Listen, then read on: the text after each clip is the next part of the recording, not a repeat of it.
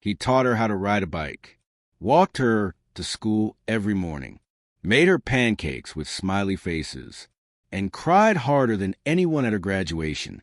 For 18 years, he was a perfect dad.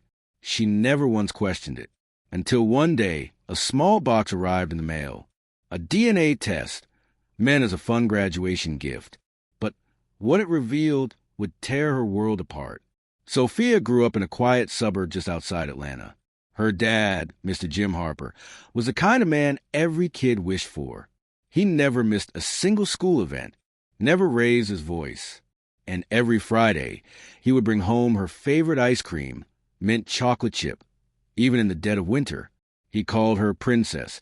And every year on her birthday, he wrote her a personal letter, not just a card, a full letter, handwritten, full of advice, memories, love. Sophia's mom, Ellen, was quieter, sweet, supportive, but guarded. They seemed like the perfect family. And in her eyes, they were. Until that day, the test. It was her best friend Maya who brought it up. Hey, let's do one of those DNA kits, like 23andMe or Ancestry, just for fun. Sophia laughed. Sure, might find out I'm secretly royalty. She never expected anything serious. Just a few cheek swabs, a few weeks of waiting. Then the email came, and her world tilted under parents' match. Mother, Ellen Harper, confirmed. Father, no match found. At first, she thought it was a glitch. She stared at the screen for minutes, then refreshed the page, then logged out and back in again. Still no match.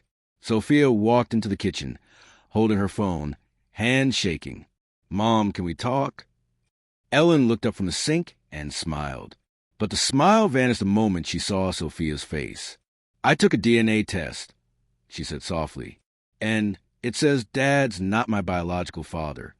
Ellen froze, her lips parted. Then she sat down slowly, as if her legs had lost all strength. She didn't deny it.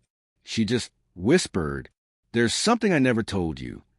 Weeks before Ellen and Jim's wedding, she went to a friend's bachelorette party. One last celebration before settling down. That night, she met Daniel, a charming British exchange student. It was just one night. They talked, they danced, they drank, and it happened. She regretted it immediately. 2 weeks later, she realized she was pregnant. The dates were close enough that she could believe, or choose to believe, the baby was Jim's. So she did. Jim never asked, never doubted, and Ellen never confessed. Until now, Sophia's mind was spinning. Everything felt fake. Everything she knew about her life was cracking like glass. She waited until her dad, Jim, came home, and then she showed him the results. He read them in silence. Then he looked up at her and said something she never forgot. "You will always be my daughter, but I need time." He didn't yell. He didn't cry. He just picked up his keys, walked out the door, and didn't come back that night. 2 days later, Sophia got a notification. "You have a new DNA match." Her heart stopped. The name, Daniel Wright, age 43, London, UK. It said, close relative, possible father. Her hands trembled. She clicked send message.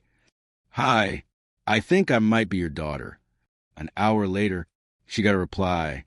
"I've been searching for 18 years. I never knew. Please tell me more." Daniel booked a flight to the U.S. that same month. When they met, he cried the moment he saw her. Sophia didn't know what to feel: joy, anger, confusion. He had photos, stories, even letters he once wrote but never sent, to a daughter he wasn't sure existed. But here's the twist. While Daniel was getting to know her, Jim, the man who raised her, was deciding whether to walk away completely. 3 weeks passed. Then one day, Jim came home. He looked at Sophia and said, "He gave you life. I gave you love. I hope there's room in your heart for both of us." She ran into his arms and cried like a child again. It's been 2 years now. Daniel calls every weekend from London. Sophia visited him that summer, saw where he grew up, met his family. She even has a half-brother she never knew about, Jim. Jim still brings her mint chocolate chip every Friday, and he still writes her birthday letters. Only now they're signed. Love, always, your dad by choice. She once thought DNA was everything. Now she knows. If this story touched your heart, share it. And don't forget to subscribe to TalkBox for more real stories that remind us what truly matters.